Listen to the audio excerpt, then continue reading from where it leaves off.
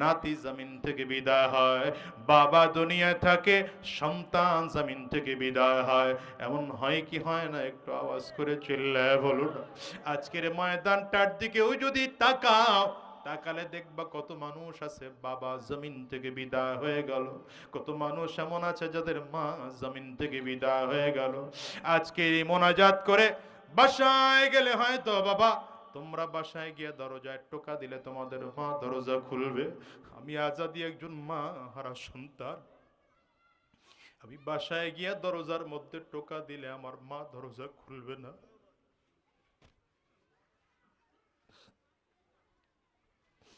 বাজান রে, আজকের এই মজলিসটার মধ্যে এমন কত মানুষ তো আছেন গত রমজান মায়ের সাথে কাটিয়েছিলেন। গত রমজান বাবা ইফতারের বাজার করে নিয়ে আসছে, মা সুন্দর করে ইফতার রেডি করে দিয়েছে, সাহারি রেডি করে দিয়েছে, আপনি খেয়েছে। আজকে ওই মা কবরে ঘুমায়। এমন কার কার মা বাবা জমিন থেকে বিদায় হয়েছে একটু হাতটা উঁচা করে দেখান না। কার কার ঘরে মা নাই হাত উঁচা করেন, বাবা কার কার ঘরে নাই তারাও হাত উঁচা করে দেখান, হাতগুলো তুলে রাখেন। আবার যুবকেরা তাকায় তাকায় দেখো মা হারা মানুষগুলো কেমন করে কান্না করে, বাবা হারা মানুষগুলো কেমন করে কান্না করে। এই যুবক, এই মানুষগুলোর চেহারার দিকে একটা বারের জন্য তাকাও, তাকায় তাকায় দেখো কার ঘরে মা নাই, কার ঘরে বাবা নাই। এই মানুষগুলো মা হারা কান্না করে, বাবা হারা কান্না করে। এদের চোখের দিকে তাকায় দেখো না, কারো চোখ দুটো ভিজে গেছে, কারো চক্ষু দুইটা লাল, কারো চোখের কোটায় পানি।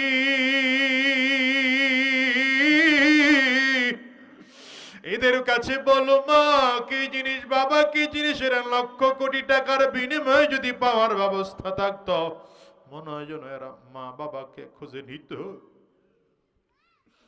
ও যুবকরে, এই জন্য অনুরোধ করে যাব, যার ঘরে মা নাই, যার ঘরে বাবা নাই, আগামীকালকেই মোনাজাত শেষ করে, এখনই মোনাজাত শেষ করে ইফতারের আগে পারলে বাবার কবরের সামনে দাঁড়ায় যাও, পারলে মায়ের কবরের সামনে দাঁড়ায় যাও, আর রবের কাছে দোয়া করতে থাকো, রব্বির হামহুমা কামা রব্বায়ানি সগীরা। আর যাদের ঘরে মা আছে বাবা আছে, জীবনে কোনোদিন বাবার মায়ের সাথে অন্যায় আচরণ করো না।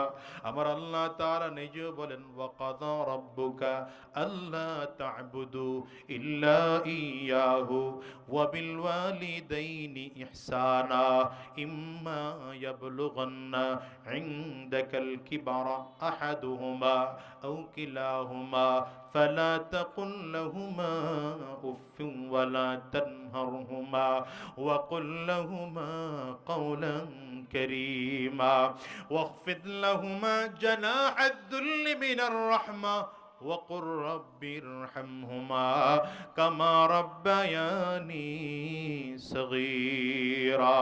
রব নিজে বলেন, সাবধান, আমি আল্লাহ পাকের ইবাদত করা যেমন ফরজ, বাবার মায়ের সাথে ভালো আচরণ করা তেমন ফরজ। সাবধান, বাবার মায়ের সাথে খারাপ আচরণ করবে না, বাজে আচরণ করবে না, বাবা মার সাথে ভালো আচরণ করো, তাদের জন্য দোয়া করো। অনুরোধ করে যাই রে যুবক, নিজের গুনাহের কথা স্মরণ করে ফেলো। যার ঘরে মা নাই, যার ঘরে বাবা নাই, আব্বা আম্মার কথা স্মরণ করো, কবরের আযাবের কথা স্মরণ করো।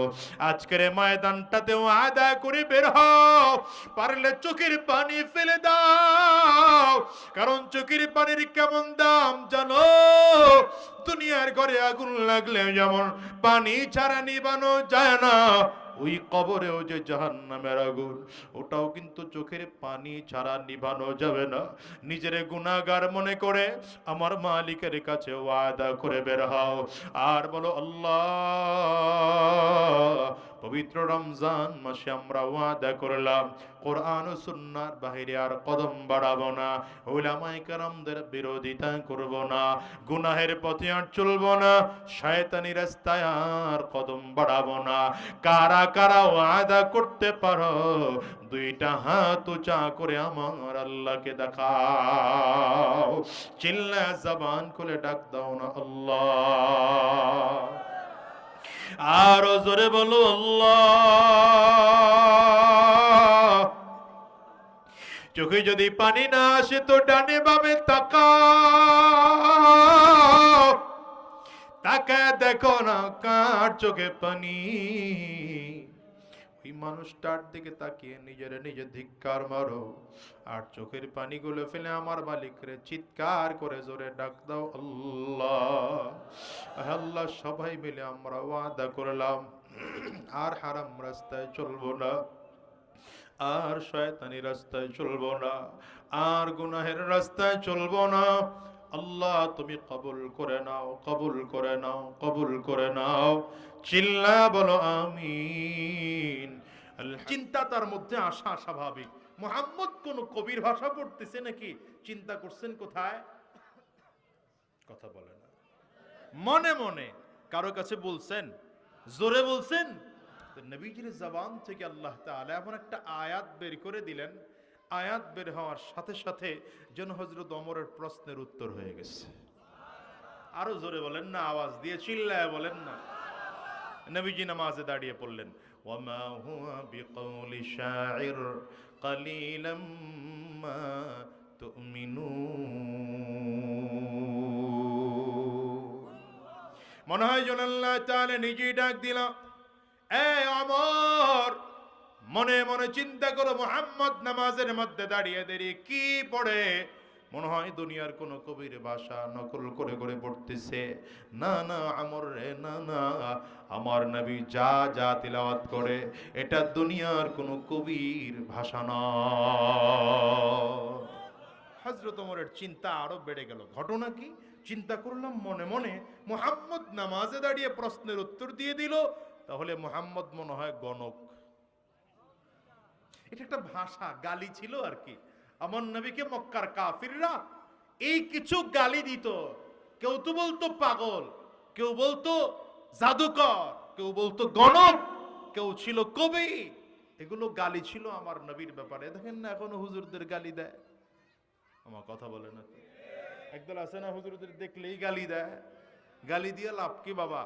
আলেমদেরকে গালি দিয়েন না, বরঞ্চ আলেমদের ভুল থাকলে পারলে ধরায় দেন, আর যদি না থাকে তাহলে আলেমদের কাছে আসেন, নিজের জীবনটা পরিবর্তন করেন, কাজে লাগবে। আসতে বলে তো, জোরে বলেন। হযরত ওমর মনে মনে চিন্তা করতেছেন, তাইলে মুহাম্মদ মনে হয় গণক, নয়তো আমার মনের কথা মুহাম্মদ বলল কেমন করে? নবীজি আবার আরেকটা আয়াত পড়েছেন, এমন এক আয়াত যে আয়াত পড়ার সাথে সাথে এই প্রশ্নের উত্তর হয়ে গেছে। ওয়ালা বিকাউলি কাহিন কালিলাম মা তাযাক্কারুন। মনে হয় যেন আমার আল্লাহ তাআলা ডেকে বলে, আরে ওমর, নামাজের মধ্যে দাঁড়িয়ে আমার হাবিব দুনিয়ার কোন কবির ভাষা তো নয়, এমনকি দুনিয়ার কোন গণকের ভাষাও বলে না। হযরত ওমর মনে মনে চিন্তা করেন, তাইলে আমি আরো টেনশনে পড়ে গেলাম। তাহলে আমার মুহাম্মদ নামাজের মধ্যে দাঁড়িয়ে যা যা তিলাওয়াত করে, এই তিলাওয়াতকৃত আয়াতগুলো, কালামগুলো কে নাজিল করেছে, কার নাজিলকৃত? নবীজি আবার সামনে আরেকটা আয়াত পড়েন, তানজিলুম মির রাব্বিল আলামিন। আল্লাহ তাআলা নিজেই জবাব দিচ্ছেন, আমার হাবিব নামাজের মধ্যে দাঁড়িয়ে যা যা তিলাওয়াত করে এটা দুনিয়ার কোনো কবির ভাষাও না, দুনিয়ার কোনো গণকের ভাষাও না। আমর রে, আমার হাবিবের উপরে নাজিলকৃত এই কোরআন আমি আল্লাহ নিজে নাজিল করেছি। হযরত ওমরের মনে মনে এবার চতুর্থ প্রশ্ন, তাইলে মনে হয় মুহাম্মদ নিজের থেকে কিছু কথা বানায় বানায় কোরআনের মধ্যে দিয়ে চালিয়ে দেয়, কিছু কথা আল্লাহ পাকের কিছু কথা মনে হয় মুহাম্মদের। আল্লাহ তাআলা আবার আয়াত নাজিল করে আমার নবীর জবান থেকে আবার সুন্দর করে কথা বের করে দেয়, ওয়ালাউ তাকাওয়ালা আলাইনা বা'দাল আকাবিল লাআখাযনা মিনহু বিল ইয়ামিন সুম্মা লাকাতা'না মিনহুল ওয়াতীন। হযরত ওমরের জবাব আবার আল্লাহ তাআলা চমৎকার করে দিয়ে দেয়। আর মনে হয় যেন আল্লাহ তাআলা ডেকে বলেন, রে আমর, আমার হাবিব যদি নিজের থেকে একটা কথা বানাইয়া কোরআনের মধ্যে নিজের মতো করে চালায়া দিত, আমি আল্লাহ তাআলা মুহাম্মদুর রাসূলুল্লাহর হাতকে চেপে ধরতাম আর মুহাম্মদের কণ্ঠনালীকে কেটে জমিনের মধ্যে ফেলে দিতাম। হযরত ওমর বলেন, এই আয়াতের তিলাওয়াত শোনার পরে সেদিনই আমার মনে চেয়েছে আমি কালিমা পড়ে মুসলমান হয়ে যাব, কিন্তু না, শয়তান আমাকে ধোঁকা দিয়ে ইসলাম থেকে দূরে সরিয়ে রেখেছে। কিন্তু যেদিন দেখলাম আমার বোন আর বোন জামাই কালিমা পড়ে মুসলমান হয়েছে, তাদের জবান, তাদের হাতের মধ্যে কোরআনের পৃষ্ঠা লেখা দেখলাম, আর সেখানে যখন পড়তে পড়তে পড়া শুরু করলাম, ইন্নানি আনাল্লাহ লা ইলাহা ইল্লা আনা ফা'বুদনি ওয়া আকিমিস সালাতা লিযিকরি। হযরত ওমর বলেন, এই আয়াত তিলাওয়াত শোনার পরে আর নিজেকে দেরি করে রাখতে পারলাম না, হাজির করে দিলাম নবীজির সামনে। আমার নবীর হাতে হাত দিয়ে কালিমা পড়ে হযরত ওমর মুসলমান হয়ে গেলেন। এবার আপনাদের কাছে প্রশ্ন করি, বুঝে শুনে উত্তর দেন, কোরআনুল কারীম কার কালাম? চিল্লায় জোরে আওয়াজ করে বলেন, আঙ্গুল উঁচা করে চিৎকার করে জোরে বলেন, কোরআন কার কালাম? কোরআনুল কারীম কে নাজিল করেছে? চিল্লায় বলেন না। এটা কোরআনের উপরে আমাদের এক নম্বর হক। কোরআন যে আল্লাহ পাকের কালাম, এর মধ্যে কোনো সন্দেহ নাই, এটা বিশ্বাস করতে হবে। দ্বিতীয় নম্বর, কোরআনের প্রতি আমাদের হক হলো বেশি বেশি কোরআনুল কারীম তিলাওয়াত করতে হবে। যদি হাফেজে কোরআন হই তাহলে অন্তত প্রতিদিন 5 পারা তিলাওয়াত করতে হবে। যদি হাফেজে কোরআন না হই, অন্তত ভালো কোরআন পড়তে পারি তাহলে 2 পারা। যদি ভালো কোরআন পড়তে না পারি, মোটামুটি কোরআন পড়তে পারি, তাহলে অন্তত 1 পারা তিলাওয়াত করা দরকার। এই যে বললাম মুসলমান, রমজান মাস এসেছে, আপনি একটু আগে আগে উঠেন না, তাহাজ্জুদ নামাজের মধ্যে দাঁড়ায়া হাফেজে কোরআন হলে তাহাজ্জুদ নামাজে 1 পারা তিলাওয়াত করেন। আবার সাহারি খাওয়া শেষ হয়ে গেল, এশার আপনি ফজরের নামাজ পড়ে ফেললেন, ঘুমানোর আগে আরেক পারা তিলাওয়াত করে ফেলেন। ইফতার করতে বসেছেন, দুনিয়ার কথাবার্তা বাদ দিয়ে 1 পারা তিলাওয়াত করেন। আবার তারাবি নামাজের মধ্যে দাঁড়িয়ে আরেক পারা তিলাওয়াত করেন। এমন করে আপনি যদি প্রতিদিন 3, 4, 5 পারা করে তিলাওয়াত করতে পারেন, রমজান মাসও শেষ হয়ে যাবে, আপনার 2, 4, 5 খতম কোরআন পড়া হয়ে যাবে। আমাদের দেশে কোরআন তেলাওয়াত নাই। যুবকদের মোবাইলে খুঁজলে দেখবেন সবগুলো গান ডাউনলোড করা। আমার কথা কয় না, সবার মোবাইলগুলো খুঁজলে দেখবেন ইউটিউবের মধ্যে সার্চ করলে কোরআন তেলাওয়াতের সার্চ পাওয়া যায় না। মাঝে মাঝে হামদ শুনবে, নাচ শুনবে, এগুলোর খবর নাই। যুবকরা খালি বসে আছে একের পর এক কোন গান নতুন আসতেছে, কথা কয় না। বাংলা কোনটা নতুন বের হলো, হিন্দি কোন গানটা নতুন বের হলো, ইংলিশ কোন গানটা নতুন বের হলো। যুবকরা এটা ভালো বুঝে। কোন খেলোয়াড়ের খেলা কেমন এটাও যুবকরা ভালো বুঝে, কোন খেলোয়াড়ের পোশাক কেমন এটাও যুবকরা ভালো বুঝে। কিন্তু যুবক, তোমার মোবাইলে কোরআন নাই, এটা আফসোস হওয়ার কথা। মুসলমানের মোবাইলে কোরআন থাকবে না, এটা হতে পারে নাকি? কথা কন না। আশ্চর্যের কথা শুনলেন না? আশ্চর্যের কথা শুনলেন। মুসলমান একদিনও, মাসের মধ্যে একদিন কোরআন ধরে না, এটা হতে পারে না। মুসলমান প্রতিদিন কোরআন পড়বে। কি কথা বলেন না কেন?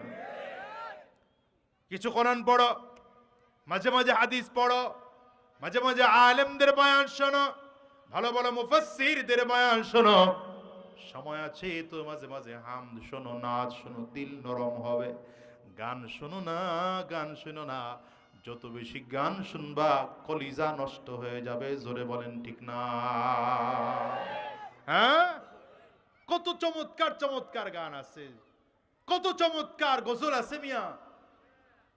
উর্দু গজল আছে, বাংলা আছে, এগুলো শোনো না বৈশা বৈশা। কোরআন তেলাওয়াত রাখো না তোমার মোবাইলে। নাই তো আবার যুবকদেরকে বলবো আছে এগুলো? নাই নাই নাই, খুঁজলে দেখে নাই। এখানে যে যুবকরা এরা তো মাশাআল্লাহ ভালো, এই জন্য টুকটাক 2-4 জন পাবেন সমাজের যেই যুবকের সাথে হুজুরের সম্পর্ক নাই, ওদের অবস্থা কত মারাত্মক। আপনাদের আওয়াজে আমি সন্তুষ্ট না, জোরে বলেন। কোরআন তেলাওয়াতে মজা নাই? আপনি দাঁড়ান না আপনার ইমামের পেছনে, দেখবেন একরকম মজা। এখান থেকে আপনি একটু শহরে যাবেন, এটা কিশোরগঞ্জের মধ্যে তো না, নিকলি, আপনি নিকলি প্রবারে চলে যাবেন, ইমাম সাহেবের পেছনে নামাজ পড়বেন, তিলাওয়াতে আরেক রকম মজা। একই সূরা ফাতিহা, একই সূরা ফাতিহা, কি তিলাওয়াতে মজা আছে না? সেখান থেকে আপনি যদি ভৈরব যান, তিলাওয়াতে আরেক মজা। ঢাকায় যাবেন, তিলাওয়াতে আরেক মজা। নরসিংদী যাবেন, তিলাওয়াতে আরেক মজা। ঢাকার এক এক মসজিদে নামাজ পড়বেন, এক এক মসজিদের তিলাওয়াতে এক এক রকম মজা। যদি আল্লাহ তাআলা আপনাকে মদিনাতুল মুনাওয়ারায় যাওয়ার তৌফিক দেয়, ইমাম সাহেবের পেছনে দাঁড়িয়ে নামাজ পড়বেন, আরেক মজা। বাইতুল্লাহে যদি আল্লাহ কোনোদিন যাওয়ার তৌফিক দেয়, তো কাবার ইমাম শেখ আব্দুর রহমান আস-সুদাইসের পেছনে নামাজ পড়বেন, মনে হয় যেন আসমান থেকে এখনই আল্লাহ তাআলা আয়াত নাযিল করতেছেন। যুবক, কি দিয়ে তোমারে বুঝাবো বলো? কোন ভাষায় বললে তুমি বুঝবা আমি জানি না, কিন্তু কোরআন তেলাওয়াতের মজা তুমি পাও নাই। আর কিছু মানুষ এমন আছে, কাবার কাছে যাও না, গিয়ে দেখো কাবার সামনে রেখে কোরআন পড়তেছে আর চোখের পানি ফেলে ফেলে কাঁদতেছে, ঘন্টার পর ঘন্টা দাঁড়িয়ে শুধু কোরআন পড়ে। আমি আমার চোখে দেখে বলতেছি এগুলো। তুমি তো জীবনেও কোরআনুল কারীম ধরো না। আহারে, শেখ আব্দুর রহমান আস-সুদাইসের তিলাওয়াতে মজা নাই? হ্যাঁ, বয়স যখন ছিল আমি তো মাঝে মাঝে এটা নকল করতে পারতাম, এখন তো বয়স টয়স বেড়ে গেছে গা, অত হয় না। কি মজার এক তিলাওয়াত। আলহামদুলিল্লাহি রাব্বিল আলামিন আর রহমানির রহিম মালিকি ইয়াউমিদ্দিন ইয়্যাকা না'বুদু ওয়া ইয়্যাকা নাস্তাঈন ইহদিনাস সিরাতাল মুস্তাকিম সিরাতাল লাযীনা আন'আমতা আলাইহিম গায়রিল মাগদুবি আলাইহিম ওয়ালাদ-দাল্লিন।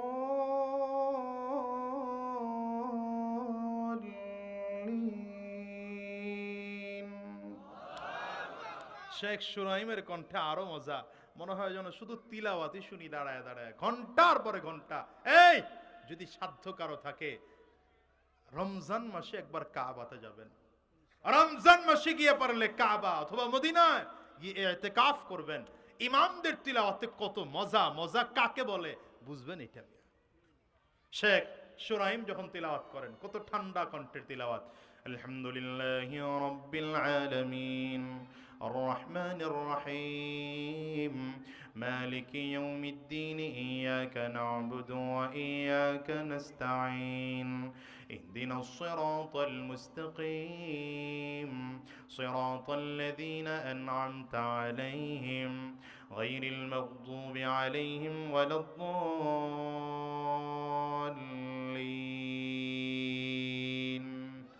আল্লাহু আকবার চিল্লায় জবান খুলে বলা যায় না? হ্যাঁ, যুবকদেরকে বলবো এগুলো করো, কাজে লাগবে, কাজে লাগবে। তোমার জীবনে আছেটা কি বলো? পুঁজি কি রবের সামনে নিয়ে দাঁড়াই বা কি? আল্লাহর সামনে যদি তিলাওয়াত নিয়ে দাঁড়াইতে না পারো, ভালো আমল দিয়ে যদি দাঁড়াইতে না পারো, রবের সামনে একদিন দাঁড়াতে হবে না হবে না? তাহলে কোরআনের প্রতি আমাদের 6টা হক। দ্বিতীয় নম্বর হকের কথা বললাম, বেশি বেশি তিলাওয়াত। 3 নম্বর, শুধু কোরআন তিলাওয়াত করলেই হয় না, কোরআনের হক হলো কোরআন বুঝে পড়তে হবে। আসতে বলে কেন?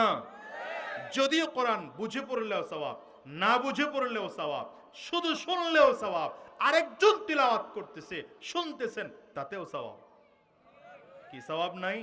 মান ক্বারা হারফাম মিন কিতাবিল্লাহ, নবীজি বলেন কোরআনুল কারীমের কোন একটা অক্ষর যদি কি তেলাওয়াত করে, তো আল্লাহ তাআলা তার আমল নামাতে একটা সওয়াব লিখে দেন, একটা সওয়াব নয়।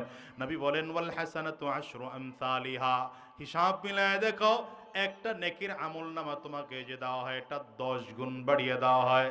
তার মানে কোরআনুল কারীমের একটা অক্ষর তিলাওয়াত করলাম তো আমলনামায় 10টা নেকি হয়ে গেল। নবীজি আরো ক্লিয়ার করে বলেন আমলনামায় যে 10টা নেকি হবে, এই অক্ষর কেমন?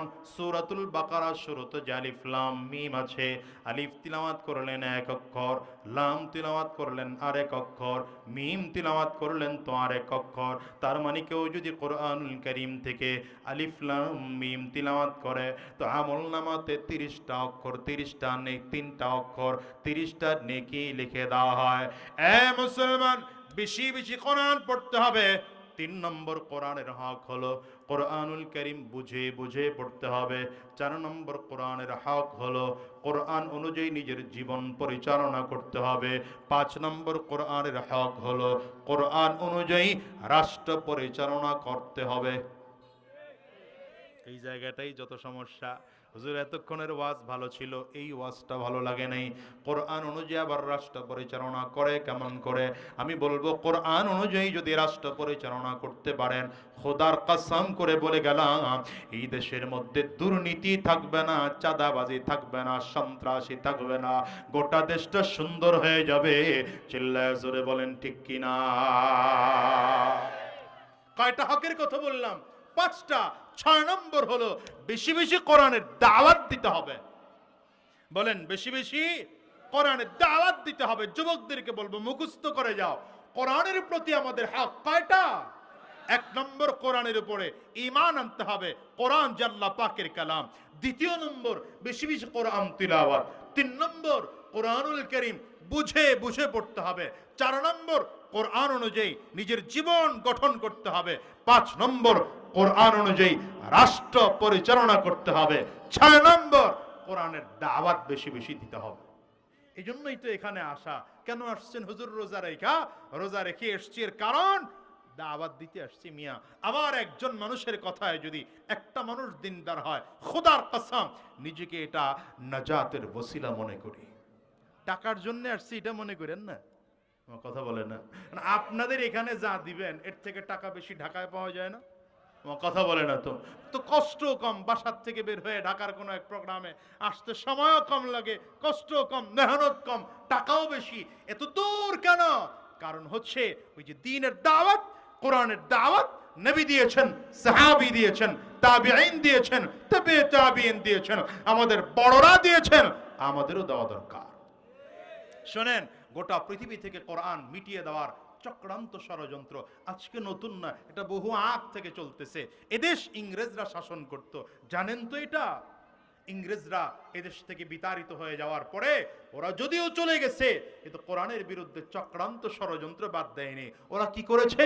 আমাদের মতো এরকম টুপিওয়ালা, দাড়িওয়ালা, জুব্বাওয়ালা ওদের দেশ থেকে বানায়া আমাদের দেশে পাঠিয়েছে। এদের কারণ হচ্ছিল এটা, যখন পুরোটা মহাভারত ছিল এরা এই নাম ধরে দাড়িওয়ালা, টুপিওয়ালা, জুব্বাওয়ালা পাঠাতো। মূলত এরা ছিল খ্রিস্টান। এদের কাজ ছিল লাইব্রেরি থেকে, ছাপাখানা থেকে, মাদ্রাসা থেকে, মসজিদ থেকে কোরআনের কপিগুলো কালেকশন করে করে করে করে সময় বুঝে জ্বালিয়ে পুড়িয়ে ছাই করে দেওয়া। ওদের ইচ্ছা হচ্ছে এটা, কোরআন যদি জ্বালিয়ে ছাই করে দিতে পারি একটা সময় গোটা দুনিয়ায় কোরআন নাই হয়ে যাবে। আর কোরআন যদি নাই হয়ে যায় তাহলে গোটা দুনিয়ায় মুসলমানদের অস্তিত্ব থাকবে না। আপনারা কি বলেন? কোরআন খালি পুড়িয়ে দিলেন, জ্বালিয়ে ছাই করে দিলেন, কোরআন শেষ করে দেওয়া সম্ভব? আল্লাহু আকবার। এমন 2 জন খ্রিস্টান ওদের দেশ থেকে মহাভারতে এসেছে কোরআন পড়ানোর জন্য। 2 জন ছোটবেলার বন্ধু। একজন কোরআন পড়াতে গিয়ে খুব দ্রুতই কালিমা পড়ে মুসলমান হয়ে গিয়েছেন। 10 বছর পরে 2 বন্ধুর সাথে সাক্ষাৎ। এই বন্ধু জানে না যে এই মহাভারতে কেন, আর ওই বন্ধু জানে না এই বন্ধু মহাভারতে কেন। ডেকে বলল, বন্ধু তুমি এখানে আসছো কেন? বলে, ভাই কাউকে বলি না, তুমি যেহেতু আমার কলিজার বন্ধু তোমাকে বলছি। আমার কাজ হচ্ছে লাইব্রেরি থেকে, ছাপাখানা থেকে, মাদ্রাসা থেকে, মসজিদ থেকে, বিভিন্ন জায়গা থেকে কোরআনের কপিগুলো কালেকশন করা। আমি এগুলো কালেকশন করে করে জ্বালিয়ে পুড়িয়ে ছাই করে দেই। চলো আমার বাসায় যাবে, বাসায় গেলেই দেখবে টাল করা কোরআন। এই বন্ধু চলে গেল কাফির বন্ধুর বাসায়, গিয়ে দেখছি ইয়া আল্লাহ লক্ষ লক্ষ কোরআনের কপি কালেকশন করে রেখেছে, হাজার হাজার কোরআনের কপি কালেকশন করে রেখেছে, বলে এগুলো সময় বুঝে আমি জ্বালায় পড়ায় ছাই করে দেই। মুসলমান বন্ধু বলে, জ্বালায় দিলে এই কপিগুলা, আরে এই কোরআন তো কথা বলতে পারে না, এ কোরআন তো খাইতে পারে না, এ কোরআন তো দেখতে পায় না, এ কোরআন তো চলতে পারে না। কিন্তু মহাভারতে লক্ষ কোটি কোরআন এমন আছে যে কোরআন খাইতে পারে, যে কোরআন দেখতে পারে, যে কোরআন চলতে পারে, যে কোরআন কথা বলতে পারে। বলো সেই কোরআন কেমন করে পড়াইবা? ইহুদি বন্ধু বলে এটা কি করে সম্ভব, খ্রিস্টান বন্ধু বলে কি করে সম্ভব, মুসলমান বন্ধু বলে জীবিত কোরআন দেখবা, জিন্দা কোরআন দেখবা, তো চলো। দেখানোর জন্য চলে গেল মসজিদে, মাদ্রাসায়। আপনাদের এলাকায় যে একটু আগে পুরস্কার দিলাম না, হ্যাঁ, জামালুল কোরআন মাদ্রাসা, এমন একটা মাদ্রাসায় চলে আসছে। মনে করেন মাদ্রাসায় এসে বড় হুজুরের কাছে ডেকে বলছে, হুজুর আপনার মাদ্রাসার একটা বাচ্চা দিবেন যে হাফেজে কোরআন, পুরো কোরআন যেন লুকমা ছাড়া দাঁড়িয়ে এক দাঁড়াতে শোনাতে পারে। এমন মাসুম বাচ্চা আছে না? তবে শর্ত হচ্ছে সেই বাচ্চাটা যেন নাবালেগ হয়, মাসুম হয়, যার জীবনে এখনো গুনাহ লেখা হয় নাই, যার জবানটা পবিত্র। এই পবিত্র জবান থেকে আমরা পুরো কোরআন শুনতে চাই। মাসুম এক বাচ্চা, চমৎকার হাফেজ কোরআন বড় হুজুর দিয়ে দিলেন। এখন দুই বন্ধু ডেকে বলে, বাবা তুমি আমাদেরকে কোরআন শোনাতে পারবা? ছোট্ট বাচ্চাটা শর্ত দেয়, শোনাতে পারবো, কিন্তু শর্ত হচ্ছে আমি যাকে তাকে শোনাই না, আপনাদের ওযু করতে হবে, গোসল করতে হবে, পবিত্র হতে হবে, পবিত্র কাপড় পরিধান করে মসজিদে বসতে হবে। যদি আমার শর্ত মানেন তো আমি কোরআন তেলাওয়াত শোনাবো। দুই বন্ধু মুসলমানও খ্রিস্টানও দুইজন সুন্দর করে গোসল করে পাক পবিত্র হয়ে মসজিদে বসে গেল। আল্লাহর বান্দা তিলাওয়াত শুরু করেছেন। ফজরের নামাজ শেষ করে, নাস্তা শেষ করে তিলাওয়াত শুরু হলো। তিলাওয়াত চলতেছে, তিলাওয়াত চলতেছে। জোহরের আজান, জোহরের আজান দিল। তো মুসলমান বন্ধু আর হাফিজে কোরআন ছোট্ট মাসুম বাচ্চা বলে, ভাই আমরা এখন জোহরের নামাজ পড়বো, একটু বিরতি দেব, আপনি চাইলে মসজিদ থেকে বের হয়ে যেতে পারেন। খ্রিস্টান বন্ধুটা মসজিদ থেকে বের হয়ে গেছে। এই দুইজন মিলে অন্যান্য মুসল্লিদের সাথে নামাজ আদায় করেছেন। জোহরের নামাজ শেষ, খাওয়া দাওয়া করে আবার কোরআন তেলাওয়াত শুরু হয়েছে। আসরের নামাজের বিরোধী, আসরের নামাজের বিরতি, খ্রিস্টান বন্ধু বের হয়ে গেল, এরা নামাজ পড়তেছে। আবার মাগরিবের আগে তিলাওয়াত, মাগরিবের আজান শুরু হলো। মাগরিবের নামাজের সময়ও খ্রিস্টান বন্ধুটা বের হয়ে যায়, এরা মিলে নামাজ পড়তেছে। আবার তিলাওয়াত শুরু, তিলাওয়াত চলতেছে, তিলাওয়াত চলতেছে। সর্বশেষ সূরা কুল আউযু বিরাব্বিন নাস মালিকিন নাস, পড়েন না? কুল আউযু বিরাব্বিন নাস মালিকিন নাস ইলাহিন নাস মিন শাররিল ওয়াসওয়াসিল খান্নাস আল্লাযী ইউওয়াসওয়িসু ফি সুদুরিন নাস মিনাল জিন্নাতি ওয়ান নাস। কোরআনুল কারীমের সর্বশেষ সূরা যখন তেলাওয়াত হয়ে গেল, সর্বশেষ আয়াত তেলাওয়াত করলেন, সাদাকাল্লাহুল আযীম বলে কোরআনুল কারীম তেলাওয়াত শেষ করলেন। এমনি সময় এশার নামাজের আজান শুরু হয়ে গেল। কলিজার টুকরা ছোট মাসুম বাচ্চাটা ডেকে বলে, ভাই রে এখন আমরা এশার নামাজ পড়বো, আপনি চাইলে মসজিদ থেকে বের হয়ে যেতে পারেন, নামাজ শেষ করে আপনার সাথে আমরা কথা বলবো। কোরআন তেলাওয়াত শুনলেন, লম্বা সময় কেমন শুনলেন, কি শুনলেন তার অনুভূতি আপনার কাছ থেকে নেব। আপনি চাইলে আমার মসজিদ থেকে বের হয়ে যেতে পারেন। খ্রিস্টান বন্ধুটা এক কদম সামনে বাড়ায়, আবার পেছন দিকে তাকায়, আবার সামনে বাড়ায়, আবার পেছন দিকে তাকায়। চোখ দুটো পানি যেন জমে গেছে, গাল বেবে চোখ দিয়ে পানিগুলো জমিনের মধ্যে পড়তেছে। একবার সামনের দিকে কদম বাড়ায়, আবার তাকায় থাকে, আবার পেছন দিকে তাকায়, একদম দরজা পর্যন্ত চলে গেল।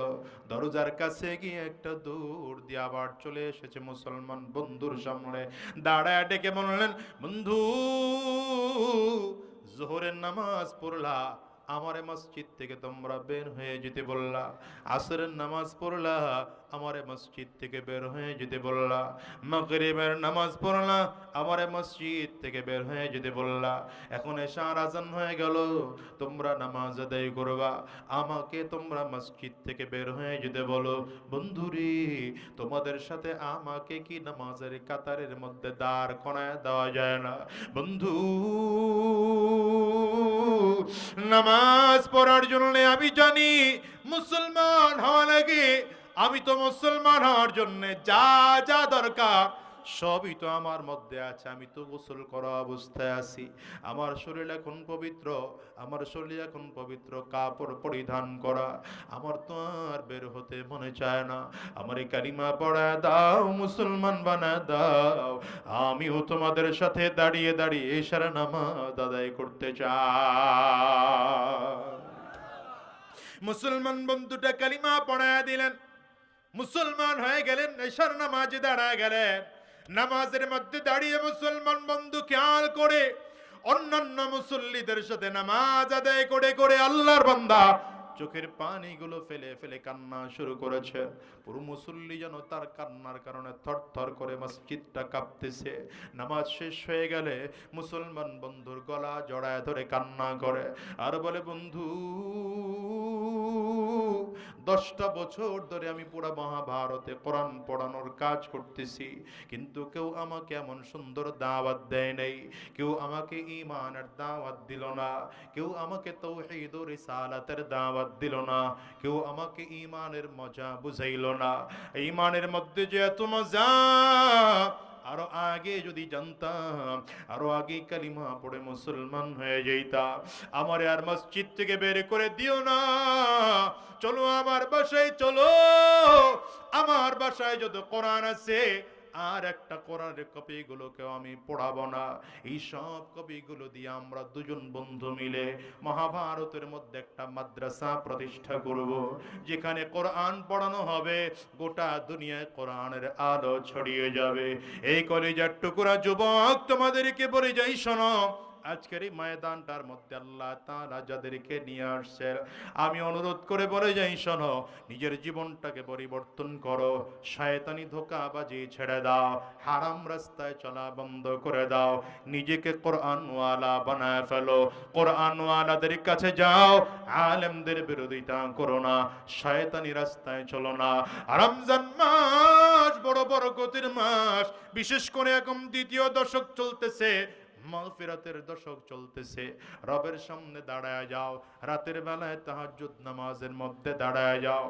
দেখো তো, তুমি জানো রমজান ছাড়া অন্যান্য মাসগুলোতে, অন্যান্য রাতে আমার আল্লাহ তাআলা রাতের শেষ ভাগে এসে বান্দাকে ডাকতে থাকেন, কিন্তু রমজান মাসে সূর্য ডুবে যাওয়ার সাথে সাথে আমার আল্লাহ তাআলা তার গোলামদেরকে ডেকে ডেকে বলতে থাকেন, আলা মিন মুস্তাগফিরিন ফাগফির আলা, আলা মিন মুস্তারজিকিন ফারজুকা, আলা মুবতালিন ফাউআফিয়া।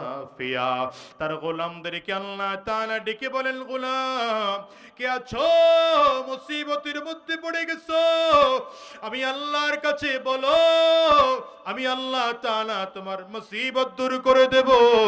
কে আছো বিপদের মধ্যে পড়ে গেছো, আমি আল্লাহ পাকের কাছে বলো, আমি আল্লাহ তোমার বিপদ দূর করে দেব।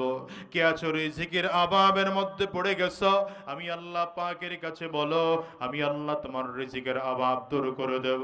আমার মালিক তার বান্দাকে ডেকে ডেকে বলেন, গোলাম রে, কে আছো এমন গুনাহ করে ফেলেছো, আমি আল্লাহর কাছে ডেকে বলো, আমি আল্লাহ তোমার জিন্দেগির সব গুনাহগুলো মাফ করে দেব। এ বাজান রে, আজকের এই মজলিসে আমরা যত মানুষ বসেছি, আমরা প্রত্যেকে গুনাহগার। আমাদের জীবনে এমন কেউ নাই যে জীবনে গুনাহ করি নাই।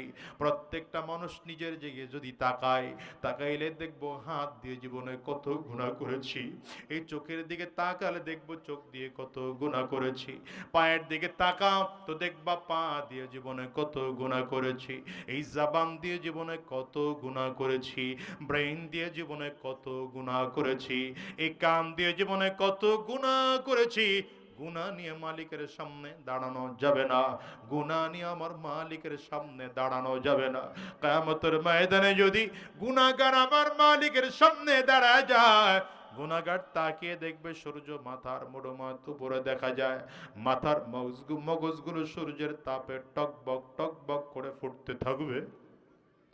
মানুষগুলো যখন কিয়ামতের ময়দানে দাঁড়াবে, গুনাহগারের সামনে তাকায় দেখবে জমিনটা তামার দেখা যায়।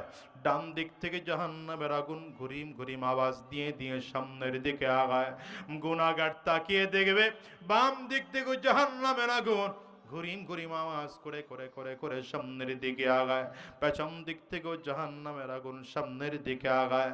সামনের দিক থেকেও জাহান্নামের আগুন।